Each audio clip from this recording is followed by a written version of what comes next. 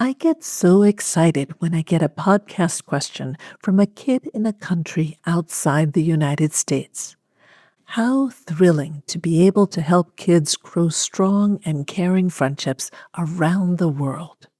So far, we've had questions from kids in India, Cyprus, and the United Kingdom. Today, we have a question from a kid in the Netherlands. Take a listen.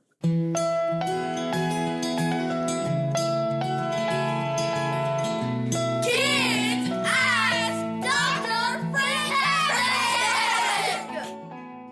Hi there, I'm Dr. Eileen Kennedy Moore, also known as Dr. Friendtastic. I'm an author and clinical psychologist based in Princeton, New Jersey. Each week on the Kids Ask Dr. Friendtastic podcast, I answer a question from a kid about making and keeping friends. If you have a question you'd like me to answer, you can send it in at drfriendtastic.com/submit. That's drfriendtastic.com/submit. Today's question is from Metis, who lives in the Netherlands. First, we're going to hear her question in Dutch. Then we'll hear her mom translate it into English. Here's the Dutch version. Mijn naam is Metis, ik ben 6 jaar oud. Waarom moet je hard doen als je een warm vriendin hebt en die speelt met iemand anders? Wat moet je er dan doen? 1. And now, here's Metis' mom saying her question in English. Hello, my name is Metis. I'm 6 years old, and my question is, what should you do if your best friend is playing with somebody else at recess? Hi, Metis. Thanks for sending in your question. This is a very common and painful problem. My guess is that you felt sad, hurt, left out, and maybe also angry when your friend played with someone else at recess. You might also have felt jealous if you're worried the other girl will end up stealing your best friend. So, what can you do in this situation? Let's start by talking about what would not be a good plan.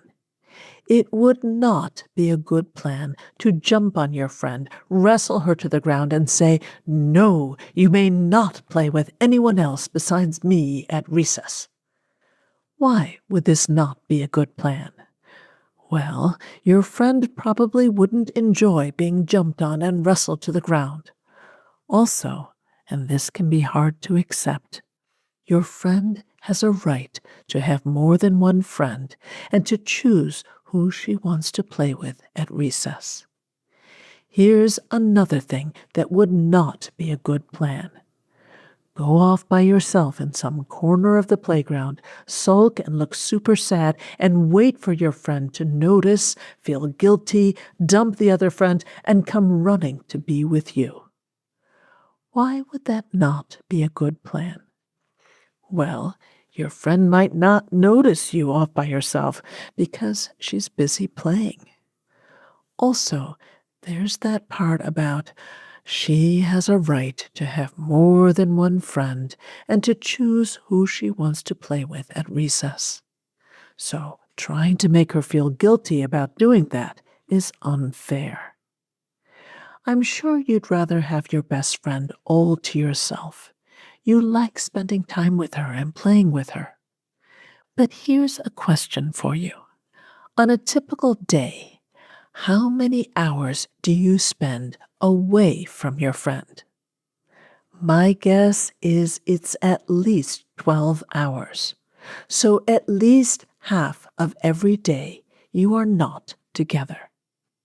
Are you still friends when you're not together? Of course you are. You care about each other even when you're physically apart.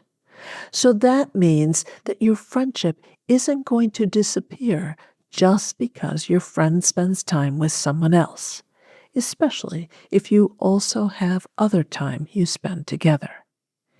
It might help to remind yourself that your friendship doesn't depend on being together all the time.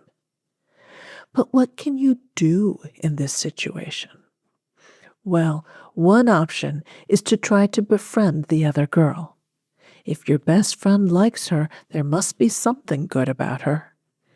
If you try to get to know her better, you might make a new friend.